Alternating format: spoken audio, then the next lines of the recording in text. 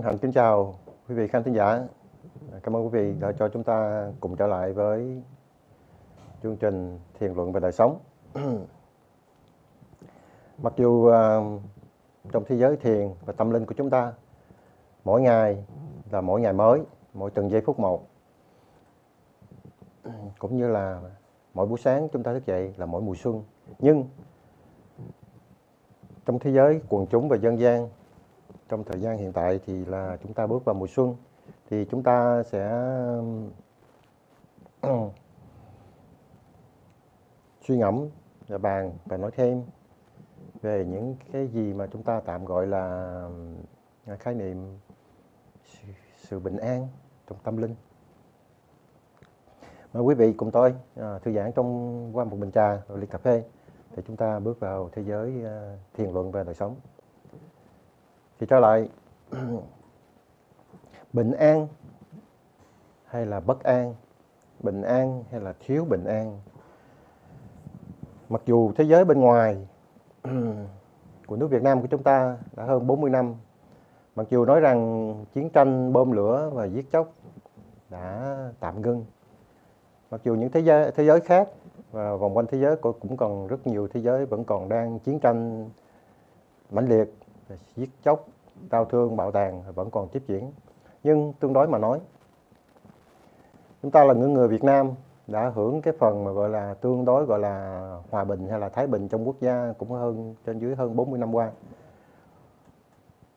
Nhưng dù gì đi nữa, nhìn sâu hơn vào bên nội cuộc, bên trong tâm linh và tâm hồn của chúng ta, thì cái sự bình an chúng ta đã chưa đạt được gọi là một mức gọi là tương đối nữa, và cũng chưa đạt được cái mức tuyệt đối. Cái bằng chứng cụ thể của sự bình an trong nội tâm, trong mỗi cá nhân của chúng ta, trong gia đình và trong cuộc sống thì rất là rõ rệt và rõ ràng, rất là cụ thể đối với mỗi người trong chúng ta. Nếu chúng ta đã có được bình an thì nó rất là rõ rệt, thì không cần phải nói nhiều hơn, và đồng thời và có rất nhiều để nói về thế nào là bình an. Nhưng sau khi thế giới bên ngoài ngưng chiến tranh và bom đạn hủy diệt lẫn nhau, nhưng rất tiếc, trong thế giới bên trong của chúng ta vẫn tiếp tục ấp ủ và nuôi nấng, bám víu vào những cái khái niệm đau buồn, hủy diệt, hận thù, giết chóc, bạo tàn, tranh chấp. Lý do tại sao, thưa quý vị? Đơn giản mà nói thôi, trên phương diện lý thuyết, thì đó là tương tự như bài trước nói chuyện, chúng ta thiếu một phạm vi mà chúng ta gọi là hai cái loại kiến thức. Một kiến thức gọi là tài, những cái kiến thức để biết, để làm những cái gì đó, và kiến thức thứ hai gọi là đức. Nhưng chúng ta tạm để cái hai kiến thức tài và đức qua tạm một bên, thì chúng ta nói đây trường hợp tất cả những một dữ kiện khác, một khía cạnh khác, mà tại sao nó đưa chúng ta đến sự thiếu bình an, bất an. Thiếu bình an thì xin phép lấy một cái thí dụ như là tương tự như một người thuyền trưởng, những vị thuyền trưởng. Chẳng những kiến thức của họ hạn chế hoặc bất tài, mà đồng thời họ sử dụng những cái địa bàn, những cái kim chỉ hướng sai lệch. Thì quý vị thử nghĩ xem, đương nhiên dễ dàng mà suy ra thôi. Nếu những vị hàng hải và thuyền trưởng ở ngoài biển cả mà họ tiếp tục sử dụng những cái địa bàn, cái kim chỉ hướng lệch lạc và sai hướng, thì cuộc sống và con đường đi và hành trình của họ chẳng những tiếp tục đi sai lệch, càng ngày càng đi sai hơn, lệch hơn, mà tốn kém và hao mòn sức khỏe và kiệt lực, rồi mãi mãi có thể đến kiệt sức và tận cùng. Thì lấy cái thí dụ đó, nó tương tự như cuộc sống của chúng ta. Lý do tại sao hành trình để đưa đến bờ bến bình an là vẫn khó khăn và vẫn trắc trở, vẫn hao mòn sức lực và khó khăn, và càng ngày càng trầm trọng hơn, và cũng như đi xa hơn, đi lệch hơn, cũng như những vị thuyền trưởng đã sử dụng những cái địa bàn sai lệch. Chung quy nói là thiếu bình an là vì chúng ta thiếu cái định nghĩa rõ ràng, kiến thức rõ ràng và phương cách để đạt bình an. Nói chung chung là vậy. Đạt bình an đó là gì? Tất cả những định nghĩa và phương cách của chúng ta nghĩ thế nào là cách yêu thương lẫn nhau, cách tạo công ăn việc làm.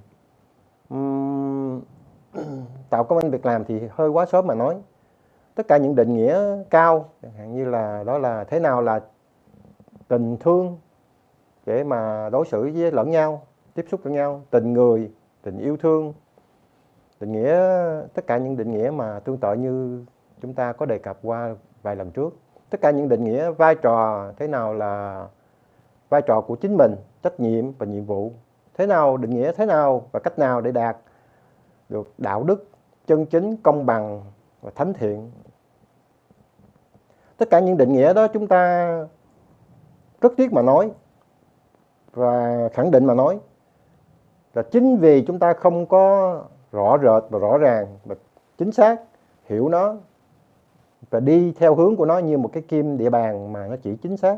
Chính vì vậy mà chúng ta cứ mãi tiếp tục vô tình đi sai lệch, sai hướng và hao mòn sức lực và sức khỏe và sức tâm trí. Khi chúng ta nghĩ đến vấn đề bình an hay là chúng ta nghĩ đến vấn đề cái định nghĩa thế nào là tranh đấu, thì ngay cái định nghĩa của tranh đấu và bình an đó, nếu mà nó nằm trong sai lệch đó, thì thay vì tranh đấu một cách hiền hòa, thân thiện và hữu hiệu, ôn hòa để mà đưa đến bình an hay là đưa đến hòa bình, thì chúng ta sẽ đạt được một cái gọi là trên lý thuyết thì gọi là bình an, hòa bình. Nhưng nếu một vì lý do nào đó trong lịch sử và trong bao nhiêu thế hệ đã vô tình sai lầm định nghĩa những cái phương pháp thế nào là bình an, thế nào là chiến tranh, thế nào là tranh đấu, nó đã sai lệch. Ngay trong cái chữ mà định nghĩa thế nào là hòa bình và bình an thì chúng ta đã sử dụng những cái phương cách qua bạo tàn, qua chiến tranh, qua tranh chấp, qua giết chóc. Chúng ta nghĩ rằng chỉ có cách đó là một cái cách duy nhất để đưa đến bình an, để đưa đến hòa bình, để đưa đến ôn hòa. Thì đó là sai lầm. Nếu cực chẳng đã đi, nếu bất cứ một vì lý do nào chúng ta bất đắc dĩ quá mà chúng ta phải sử dụng bạo lực, bạo tàn thì chúng ta phải sử dụng thôi. Nhưng trước khi bước vào cái giai điểm đó thì quý vị hiểu rằng chúng ta có thể suy ra có rất là nhiều ngàn, muôn ngàn, trăm ngàn phương cách để mà chúng ta có thể đưa đến bình an một cách sâu sắc và hữu hiệu hơn. Tình yêu chúng ta cho nhau như thế nào, tình thương chúng ta cho nhau như thế nào. Nếu định nghĩa thế nào là thương nhau, thế nào là yêu nhau, thế nào là hỗ trợ lẫn nhau, thế nào là đoàn kết với nhau mà nó đã sai lầm. Trong cái sự sai lầm thương yêu nhau, tỏ bày tình yêu lẫn nhau, nó đã lệch lạc rồi. Trong cái định nghĩa thế nào là sức mạnh, lý trí, sự thông minh, nó đã định nghĩa sai lầm rồi, nó đã lệch lạc rồi. Thành ra chúng ta không có gì cả. Chúng ta không có bình an, chúng ta nghĩ rằng chúng ta có bình an. Chúng ta không có kiến thức mà chúng ta nghĩ rằng chúng ta có kiến thức. Chúng ta không có tài mà chúng ta nghĩ rằng chúng ta có rất nhiều tài. Và chúng ta vô cùng hạn chế thế nào là đức tánh, minh triết. Nhưng mà chúng ta lại nghĩ là chúng ta không thiếu. Ôi trời ơi, quả là một sự sai lầm phải không quý vị? Nó sai lầm trong một sự sai lầm và muôn ngàn sai lầm chiều sâu hơn. Chính vì đó mà nó đưa chúng ta đi sai lệch và sai hướng, đi xa hơn cái bờ mà chúng ta gọi là bờ bình an, bờ hạnh phúc.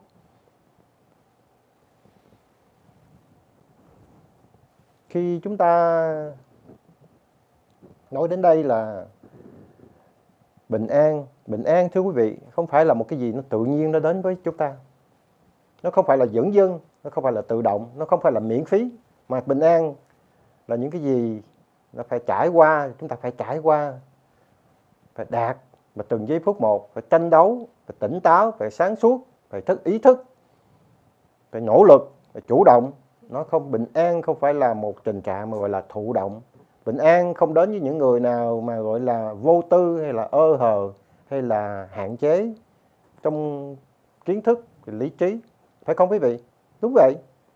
Người mù đi đến nơi đạt đến bước, bước đến nơi đi đến nơi về đến chốn, không phải là người ta nhắm mắt mà ta đến, nhưng mà phải tận dụng tất cả những sự hiểu biết, đường đi nước bước, phải không? Phản ứng thi hành với con mắt sáng ra. Thì đó là nghĩa bình an của chúng ta. Mùa xuân này hoặc bất cứ mùa nào khác, và từng ngày từng giây phút một, chúng ta không đợi đến mùa xuân để đạt bình an, để tạo bình an. Nếu chúng ta mở mắt ra, tận dụng nỗ lực, tận dụng tối đa tất cả những cương lĩnh, sức lực, tâm trí, mà tôi không có chữ để mà nói hết những cái khái niệm đó.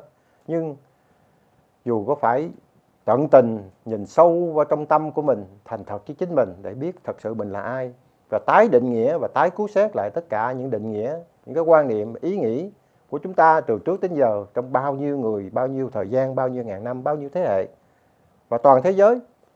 Họ khó khăn, họ khổ, họ trụy lạc, họ suy thoái, là rõ ràng không có gì khác hơn là chính vì họ đã đinh ninh rằng họ có mắt, đinh ninh rằng họ hiểu thấu, và đinh ninh là họ rất có nhiều tài, họ đinh ninh cái quan niệm, ý chí, đường hướng của họ là chín chắn. Nhưng đó là những người đã đi sai hướng, những quan niệm sai lầm. Đó là những người đã mang những cái tâm tánh và tư cách hoàn toàn sai lệch. Định nghĩa thế nào là tranh đấu, thế nào là can đảm, thế nào là oai hùng, thế nào là oai dũng của họ hoàn toàn sai lệch. Họ cho chiến tranh bạo tàn là một sự oai dũng mãnh liệt, không? Oai hùng. Họ đi vào cái thế giới đó để mà giết lẫn nhau, để giết nước khác, để tranh nhau giết người này kia. Đó là cái cách họ định nghĩa thế nào là giải quyết vấn đề. Chúng ta là những người thiện hòa bình, thiện bình an. Chúng ta không giải quyết vấn đề bằng cái cách của những vị háo chiến, háo thắng và háo bạo tàn đó. Thưa quý vị, chẳng những thế giới bên ngoài chúng ta không có áp dụng cái tư cách đó và phương cách đó, mà đồng thời cũng là cái đường hướng và phương cách bên trong nội tâm của chúng ta. Nói đến đây thì đó là cái phương pháp mà gọi là vô hình, mà chúng ta cần phải suy nghĩ sâu sắc hơn nữa, để tái suy nghĩ lại, thiền, suy luận, thiền tịnh và thiền luận. Chữ, một lần nữa, chữ cũng không nói hết được những cái gì mà ý mà chúng ta cần phải có, cần phải hiểu, thấu hiểu và tái định nghĩa, ý nghĩa, nguyên lý và phương cách và nguyên tắc để mà chúng ta để làm, để mà tất cả những yếu tố kèm chung với tất cả những cái gì mà nó dẫn dắt, nó đưa đến chúng ta đến những gì mà chúng ta mới vừa nói là bình an, chứ không phải là thiếu bình an. Bình an đi chung với lý trí, chứ không phải là thiếu lý trí. Bình an đi chung với lợi tài và đức. Bình an không đi và sức lực, bình an không đi chung, như là bình an không thể thiếu tài, lực và sức và lý trí. Những gì chúng ta, như tôi mới vừa thưa với quý vị, nếu có bình an thì chúng ta phải có tất cả, và đi kèm hết tất cả những khái niệm gọi là sâu sắc, chân chính và có ý nghĩa trong cuộc sống. Nói như vậy là gần như là tương tự như một lần chúng ta đã đề cập. Nếu chúng ta muốn tiến hơn, xa hơn và đạt hữu hiệu hơn, thì chúng ta phải trở về với khởi xưa thời nguyên thủy. Thời chúng ta vẫn còn trong trắng, sáng suốt và nhạy bén với những cái gì sai, cái gì trái, cái gì đúng và phải, cái gì cao, cái gì thấp. Cái cân đo lượng của tâm linh và tâm hồn và tài đức, con người tài và con người đức của chúng ta nó cần phải nhạy lại, phải bén lại, phải chính xác trở lại. Nếu vì lý do nào đó cuộc sống, gia đình, xã hội, giáo dục, văn hóa nó đã dạy chúng ta, đã lệch lạc những cái gì, hay làm lu mờ đi cái ánh sáng và sức nhìn, sức nhận diện của chúng ta, thì chúng ta có thể hồi phục nó. Đó là nói chung là chúng ta có thể tạo lại mùa xuân cho chính mỗi chúng ta từng giây phút một. Mỗi giây phút một mà chúng ta tận dụng tâm linh và lý trí, nghĩ sâu hơn, ý thức chính xác hơn về vai trò, nhiệm vụ, phận sự và trách nhiệm của chúng ta và thi hành, và thấy, và đồng thời trong xã hội này chúng ta thấy vai trò của ai là ai, phận sự của họ là cái gì, trách nhiệm của họ là cái gì. Nếu mà thấy được như vậy, chúng ta có thể mách lẫn nhau, kèm lẫn nhau, nhắc nhở lẫn nhau và báo lẫn nhau, tôi đi sai, bạn đi sai, anh ấy đi sai, để chúng ta không có sống một cái trong xã hội của muôn vạn người mù, hay là muôn vạn người là sống ra không ra sống, mà chết không ra chết, nửa sống mà nửa chết. Ta không muốn sống trong một thế giới của người mù. Chúng ta phải tạo thế giới của những người có mắt, có ánh sáng. Chúng ta không muốn tiếp tục sống trong thế giới những người sống ra không ra sống, mà chết không ra chết, thờ, lơ là, thụ động. Những gì chúng ta cần phải nói với nhau từng giây phút một, với cha, với anh em, với vợ, với mẹ, với bạn bè, chúng ta nói trong lúc chúng ta còn sống. Như tôi đang cố gắng trình bày thưa với quý vị đây, tất cả những lời gì tôi nói, tôi cứ tưởng tượng như là sau giây phút này là tôi sẽ chết, tôi sẽ mất. Coi như đây là giây phút cuối cùng trong cuộc sống của chúng tôi, của chính tôi đây với các bạn. Nói tất cả những gì với nhau và cho chính ta những gì cần phải nói, cần phải nghe trước khi chúng ta chết, trước khi chúng ta nằm xuống. Chúng ta không muốn chơi trò chơi đám ma, thưa quý vị. Nếu những gì chúng ta cần phải nói lẫn nhau và thương và trọn vẹn và hết lòng, và dù là đề cao hay là thấp, nói rõ ràng và nói thật với nhau, là đây là lúc chúng ta cần phải nói với nhau. Trong lúc chúng ta còn sống, chúng ta còn hơi thở, chúng ta còn lý trí, hay là chúng ta còn tâm linh và là còn linh hồn. Đừng để khi chúng ta đã quá kiệt sức, mệt lả, hơi thở cuối cùng, hay là nằm xuống, hay nằm trong cái hồn,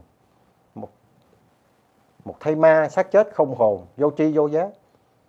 Trò chơi đám ma là những người họ nói với những người chết, tôi thương anh, tôi quý anh, những gì anh đi thì tôi sẽ nhớ, lời hay ý đẹp với những người chết và với tất cả mọi người, cho mọi người biết là mình rất là thương quý và họ lẫn nhau, vân vân và vân vân. Đó là chúng ta tạm gọi, nói thì có vẻ có ngụ ý là phê bán, phê bình, nhưng mà đó là trò chơi đám ma. Không phải là chỉ riêng Việt Nam không, mà hoàn toàn thế giới, mỗi xã hội, mỗi văn hóa có một cái cách chơi của họ. Họ chơi như vậy, họ tham gia như vậy, hành vi cử chỉ như vậy là tại vì trong lúc người thân thương của họ và thân thương của lẫn nhau, của chính ta đây, hay chúng ta còn sống, chúng ta đã không trọn vẹn, đã không sống hết với nó. Bình an và hòa bình và sức mạnh là tạo cho chúng ta khi, hay là đối với lẫn nhau khi chúng ta còn sống, thưa quý vị. Đừng để khi đã đi xa mất rồi, đã mất đi rồi, hay là đã thất lạc rồi, hay là đã chết rồi, nếu một người nằm xuống mà chúng ta nói với họ bao nhiêu lời hay ý đẹp, cao thượng quý giá, thì giúp được gì cho người chết, thưa quý vị? Và giúp được gì cho người sống? Nếu mà thật sự đã giúp cho người sống thì chúng ta sẽ có thể nói là sống một cách khác nhau, khác như hồi trước tới giờ, sống và đến gần hơn với bình an, và sống và tạm ngưng cái trò chơi chúng ta gọi là đám ma. Bình an hoặc thiếu bình an, thưa quý vị. Sau khi chiến tranh và bom nổ đã tạm ngưng trong thế giới ngoại cuộc, thì rõ ràng là không có gì thắc mắc. Rất nhiều người trong chúng ta, hầu như đa số, vẫn tiếp diễn những cuộc đối nghịch, chống chọi.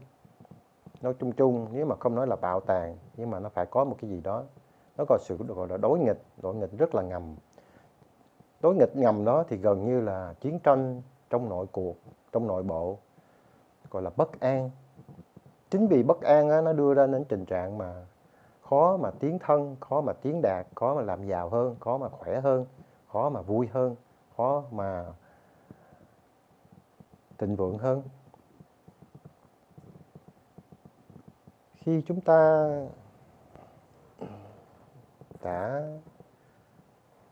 nếu vì chiến cuộc hay là thời cuộc, vì hạn chế của nhiều vấn đề, những cái vấn đề đó chúng ta không nhất thiết chúng ta phải bị hạn chế. Tại vì rõ ràng trên phương diện tiền bạc và tài chánh, những vị nào họ đã nhất quyết, họ đã đạt được đó thì họ vẫn đã đạt. Nhưng khổ thay, cái định nghĩa của họ thế nào là thành công, thế nào là hạnh phúc thì họ nắm cái chốt mà nó gọi là tiền bạc tài chánh, họ quên ba cái khía cạnh kia.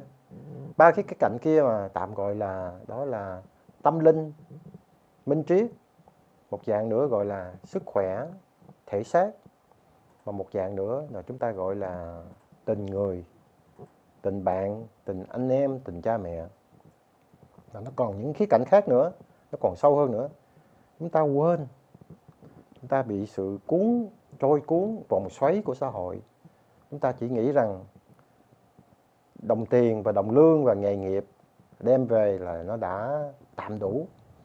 Khi chúng ta vừa về có đủ cái đó là chúng ta bắt đầu ăn xài, hưởng thụ, thảnh thơi và lơ là. Cũng không thể trách được, thưa quý vị. Con người của chúng ta, con người nói chung, chúng ta khác biệt với lại loài thú hay là bàn ghế cây cối vô tri vô giác, là chúng ta có những cái khuynh hướng rất là hay, rất là tốt, lành mạnh, rất là đẹp.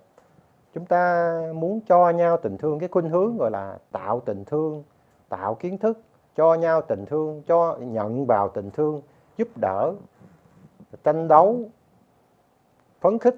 Chúng ta có những cái khái niệm đó mà chỉ có loài người mới có thôi. Nhưng mà chúng ta, đó là một gọi là cái nội lực, cái nghị lực, khuynh hướng bên trong. Nhưng mà chúng ta đặt sai hướng, hay là chúng ta tự hạn chế với chính mình. Có thể là đi đúng hướng, đồng ý. Khi cơm ăn áo mặc nhà cửa ổn định rồi thì chúng ta phải nghĩ đến cái gì xa hơn. Đó là vấn đề nội tâm, vấn đề tâm hồn, vấn đề tâm linh, sức khỏe thể xác, sức khỏe lý trí, sức mạnh lý trí và sức mạnh của người trong xã hội, người thân thương là bạn của chúng ta. Nhưng khi chúng ta vô tình, chúng ta quên họ, thành ra, nhưng mà quên đi thì có thể còn nhiều cách để nói hơn nữa. Và chúng ta nghĩ rằng chúng ta đã có bạn, chúng ta đã có tiền, chúng ta đã có sức lực, chúng ta đã có kiến thức, trong khi chúng ta không có. Cái đó là cái khổ. Tôi tạm xin phép xài cái chữ khổ. Cái khổ đây là nó là hậu quả, nó là kết quả, nó không phải là nguyên do. Nguyên do của tất cả những cái khổ, những cái chết, những cái buồn, những cái thiếu bình an của chúng ta là vì chúng ta thiếu kiến thức, thiếu sự hiểu biết, thiếu sự ý thức, thiếu rất nhiều những cái gì mà chúng ta tạm gọi là quan trọng. Thậm chí như tôi mới vừa nói, chúng ta thiếu định nghĩa chính xác thế nào là tranh đấu để mà đạt được những gì chúng ta muốn. Thiếu hiểu biết chính chắn thế nào là chiến tranh và thế nào không phải là chiến tranh. Tất cả những sự bình an và hòa bình để giải quyết vấn đề không nhất thiết phải qua bạo lực, bạo tàn và tranh chấp, bon chen, giành giật lẫn nhau. Chúng ta, nếu mà tất cả những vị nào mà vì lý do nào đó mà vì sử dụng những cái đường lối và những cái tư cách đó thì họ đã đi sai. Bao nhiêu người đã đi sai trong lịch sử, chúng ta đã học lịch sử. Chẳng những chúng ta học lịch sử mà chúng ta không học được những cái gì sai của họ, mà chúng ta lại tiếp tục như họ, thì chúng ta học lịch sử để làm gì? Nguyên lý của lịch sử là học lại để mà thấy những cái gì sai của những gì quá khứ của những người đã đi trước chúng ta, những người chết và trả cái giá cho bài học của chúng ta, thưa quý vị. Đáng lý là như vậy, đó là nguyên lý. Nhưng mà bao nhiêu bài học của lịch sử và bao nhiêu người bạn thân thương của chúng ta, cha mẹ, ông bà, họ đã bỏ xác, bỏ mạng, bỏ công sức, họ để cho chúng ta một bài học mà chúng ta đã không học được. Thế thì chúng ta đã làm những gì? Chúng ta đã sai lầm những gì? Những cái gì chúng ta đã lơ là? Có một cái khái niệm, một vì lý do nào đó, nó nằm ẩn sâu trong tâm hồn và trong tâm linh của chúng ta. Đó là sự dữ dằn, gọi là bản tánh, gọi là hung dữ, ác, bạo tàn. Thì từ cái khuynh hướng nằm ẩn trong bảo tàng cho chúng ta, không phải là chỉ riêng người Việt Nam, nhưng mà nếu mà nói chung vào những bao nhiêu quốc gia bản gốc dân tộc của thế giới, có rất nhiều dân tộc họ luôn chủ trương ấp ủ cái giữ và bảo tàng. Người Việt Nam của chúng ta tôi nghĩ là có thể tạm nói tương đương là chúng ta không ấp ủ giữ và bảo tàng, nhưng mà chúng ta ấp ủ những cái khổ, những cái đau thương, những là than thân và trách phận. Chính vì vậy mà chúng ta rất là thích ứng với lại những câu ca, bài thơ, nhạc êm đềm du dương, gọi là ngọt ngào, để mà ru ngủ, để mà lắng dịu, để làm cho chúng ta quên lãng những cái đau thương thì tạm gọi là đúng đi, nhưng mà quên đi cái vết thương thì không có cùng nghĩa là làm lành với vết thương. Quên đi vết thương và cái đau và cái khổ không có cùng nghĩa với lại làm cho chúng ta mạnh hơn, chúng ta giỏi hơn, chúng ta cứng rắn và chúng ta sâu sắc hơn. Hai cái đó chúng ta cần phải luôn luôn ý thức và đừng có lẫn lộn với nhau. Bài ca, câu thơ, chiết nhạc êm dịu, êm lành,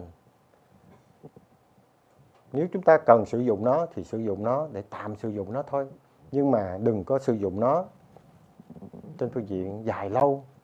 Thì cũng như là chúng ta rơi vào một cái cơn nghiện cần sa ma túy. Cái cần sa ma túy đó nó làm chúng ta yếu, tê tái, tê liệt tâm hồn. Thành ra chúng ta rơi vào một cái tình cảnh gọi là thụ động và lơ là và bất động, yếu.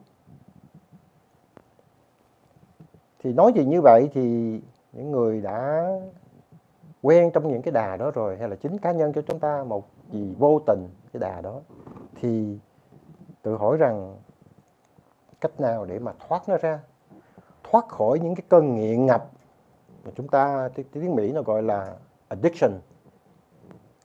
Cái nghiện ngập đó là vì quá buồn, quá khổ, quá thiếu thốn, và chúng ta không biết cách nào giải quyết, thì chúng ta mượn những cái sự kiện dữ kiện đó để tạm nguội, tạm giải thoát. Cái nghiện mà gọi là tự tìm cách giải quyết hay tự dìm cái vấn đề là không phải chỉ riêng về bên lĩnh vực mà nghe nhiều nhạc, chơi nhiều nhạc, nghe nhiều câu thơ, câu văn, hay là đi đánh bài, hay là mua sắm những cái nữ trang, những cái quần áo, những cái xa xí phẩm, hay là những cái gọi là cổ điển, là sưu tầm này sưu tầm nọ. Nếu chúng ta đã làm như vậy là chúng ta không có trực tiếp giải quyết vấn đề hay là sáng suốt vấn đề, mà chúng ta đã gián tiếp. Cái gián tiếp đó, vì cái gián tiếp đó thì cũng như là chúng ta nói là chúng ta né đi con đường thẳng, có đi con đường trực tiếp. Nếu né mà đi không trực tiếp đi thẳng đi con đường minh triết, tận dụng lý trí và tâm trực tiếp để mà tạo bạn, trực tiếp để mà tạo kiến thức, trực tiếp để mà tạo sức mạnh, thì chúng ta đi con đường gián tiếp. Mà gián tiếp tất nhiên là chúng ta không có. Chúng ta tự ảo tưởng chính mình, cách vô tình tự ảo tưởng, tự lắng động. Rồi chúng ta đồng lòng lẫn nhau. Khi một người trước, người sau, người thấy cũng không nói lên, và người không thấy thì lại tiếp tục. Rồi chúng ta a-dua và chúng ta đồng lòng và chúng ta cổ võ lẫn nhau. Đó là không phải là tình thương. Đó là một cách mà chúng ta có thể tạm gọi nó là một thí dụ, gọi là chúng ta đã sai lầm thương lẫn nhau, chúng ta sai lầm định nghĩa thế nào là tình người và đối xử lẫn nhau. Chúng ta đã sai lầm không nói với nhau những sự thật trong khi còn sống, trong khi còn hơi thở. Chúng ta lại tiếp tục đồng lòng và a-dua lẫn nhau, tham gia những cái trò chơi mà coi là cái thi hành những cái gì gọi là trong văn hóa của mỗi quốc gia, của chính cá nhân quốc gia của chúng ta có những cái sâu sắc, vàng son, tinh túy, gọi là minh triết. Nhưng mà trong cái văn hóa đó vàng thao lẫn lộn, có cái tốt, có cái thật, có cái giả, có cái sai và cái hư đốn. Chúng ta cần phải ý thức lại.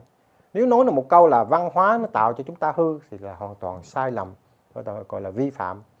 Chính tôi đây đã rút rỉa biết bao nhiêu câu châm ngôn ca dao tục ngữ thuần túy và tinh túy trong văn chương, trong cổ học của ông bà, ca dao tục ngữ của truyền thoại để lại, để mà giúp cho tôi như một cái hàng rào và cho chúng ta, giúp cho nhiều người sống trong xã hội chúng ta.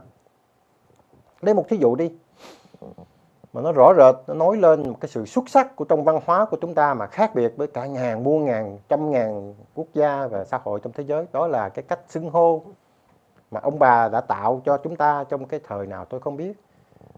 Thế nào là cậu, dì, cha, mẹ, chú, bác, bên nội, bên ngoại, chúng ta có những cách xưng hô rất là rõ rệt, anh chị, và cái vai trò của mỗi người chúng ta thay đổi, đôi khi tùy thuộc vào khi chúng ta trực diện với người không? Trước mặt của chúng ta là người đó lớn tuổi hơn chúng ta hay là nhỏ tuổi hơn chúng ta, lớn hơn ba cha của mình chúng ta gọi là gì, lớn hơn, nhỏ hơn tuổi hơn cha gọi là gì, lớn hơn mẹ gọi là gì, nhỏ hơn mẹ là gì, chị của mẹ chúng ta gọi là gì, và em của mẹ chúng ta gọi là gì, vân vân. Cho đến mức gần như tất cả mọi người trong xã hội của chúng ta là một đại gia đình, cậu gì, anh em, chú bác. Nếu một người mà muốn học một cái ngôn ngữ mà nói chuyện tiếng Việt thì phải trước hết là phải học cái cách xưng hô, tư cách xưng hô. Không phải chỉ là cách xưng hô, nhưng mà tư cách xưng hô, để luôn luôn là biết cái địa vị của mình đang đứng như thế nào, và chung quanh những người cao hơn, người thấp hơn, người ngoài, người trong, người nội, bên ngoài, vân vân. Và đó là một cái giá trị mà gọi là nó sâu sắc đến mức là để mà nó luôn luôn nó nhắc nhở, nó giúp, nó ràng chúng ta để chúng ta biết ta là ai. Đó là trong phạm vi nhỏ thôi. Nhưng mà mặc dù rất là nhỏ, nhưng mà tất cả bao nhiêu xã hội và văn hóa khác, người Mỹ chữ you and I, người Tàu ngộ và nị, quốc gia khác vân vân và vân vân, thì chú quý vị đã biết rồi. Họ chỉ có cái câu là anh và tôi hay là mày và tao vậy thôi, nhưng họ không có sâu sắc về cái cách xưng hô như chúng ta. Thì tạm đủ, đó là một cái thí dụ mà gọi là sâu sắc và có ý nghĩa trong cuộc sống của chúng ta, và bao nhiêu ý nghĩa khác nữa. Ý nghĩa thế nào là anh em, thế nào là thương yêu, chúng ta phải nhìn sâu lại, chúng ta phải sống thật lại, sống thật người, thật tình và thật tâm. Nếu đã nói đến đây mà chúng ta mặc dù đã biết mà chúng ta vẫn tiếp tục đi con đường sai lệch, thì thưa quý vị, xin quý vị, khi tôi chết thì quý vị đừng đến như là thăm viếng tôi, như là gọi là ca tụng hay nói câu này câu nọ qua trò chơi gọi là đám ma. Khi chúng ta sống mà chúng ta đã không xử sự, ta không trọn vẹn rồi, thì khi chúng ta nằm xuống, tất cả các bạn, mọi người, chúng ta không đến với họ, không phải nói những gì mà hay ho này là cao thượng, tại vì họ chết rồi, họ không còn nghe chúng ta nữa. Những người nghe là những người còn sống, thì chúng ta nói gì nó nói chuyện cho những người còn sống để làm chi? Để cho mọi người chung quanh để biết rằng tôi rất là thân, rất là quý anh đó, bạn đó. Tại sao không hành động và cử chỉ trong lúc ta còn sống với nhau và còn sống với chính mình? Nếu chúng ta có một xã hội, đó gọi là xã hội bình an, đây là gọi là tạo sức lực bình an và tình cảm, thấy không? Sự kiện và tư cách gọi là thân thiện. Thân thiện đó là trong sự bình an, thưa quý vị. Trong sự bình an đó có sự gọi là thành thật, tự thành thật với lẫn nhau, với chính mình, trong tâm linh và tất cả mọi người xung quanh của chúng ta. Chúng ta tạo xã hội bình an, chúng ta tạo mùa xuân. Nếu và cho đến giờ phút này chúng ta đang và vẫn tiếp tục sống với khái niệm mà chúng ta gọi là, chúng ta đinh ninh rằng đây là tư cách đúng, đây là cách xử sự đúng, đây là bề ngoài hay là bề diện, rất đáng tiếc mà nói.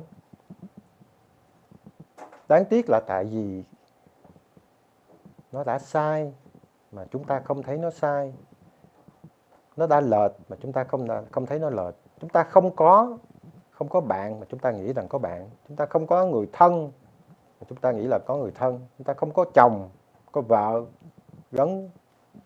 gắn bó với nhau, xác thịt với nhau mà chúng ta nghĩ là có. Chúng ta nghĩ rằng chúng ta hiểu chính ta là ai mà chúng ta thật sự không hiểu. Ủa cha, chúng ta sống như vậy để chi? Nếu mà tiếp tục sống như vậy mà dửng dưng là sống như vậy là tôi có tất cả. Thì nếu vậy thì khác gì những người đã chết. Tất nhiên là một cái câu nói như vừa rồi, sống thì không ra sống, mà chết thì không ra chết, lẫn lơ, nửa sống nửa chết. Nếu chúng ta sống như vậy, hay là có nhau mà cũng như không có nhau, có cha mẹ cũng không có cha mẹ, có bạn mà cũng không có bạn, thì chúng ta tiếp tục sống cho cái gì, và bằng cái gì, và bởi cái gì, thưa quý vị? Nếu chúng ta tiếp tục sống như vậy thì chúng ta có bao giờ thắc mắc là tại sao tôi không có được bình an, tại sao tôi không có khỏe, tại sao tôi không có được vui, tôi không có sức lực, tôi không có được thoải mái, tại sao tôi mang đủ bệnh tật và đau đớn, và tới giờ phút cuối cùng nằm trên giường, dù là 3 tháng, 6 tháng hay đến 1 năm, như đã bao nhiêu vị khác trong xã hội của chúng ta, tài chánh, cơ nghiệp, sự nghiệp của họ đầy dẫy. Thật mà nói rất là tiếc khi họ nằm xuống. Những cái đó đi về ai, đi về đâu, không lẽ bỏ phí. Thật là tiếc cho họ. Họ có cái gì mà thậm chí mình nghĩ là nó có cái giá trị, có ý nghĩa của nó, nhưng mà họ không có sức. Nếu họ là ta và ta là họ cùng với nhau, mà chúng ta đã có những cái đó, những cái gọi là căn bản, cuộc sống căn bản, vật chất, mà chúng ta không có đủ sức để mà sống, để mà hưởng. Quả thật là buồn.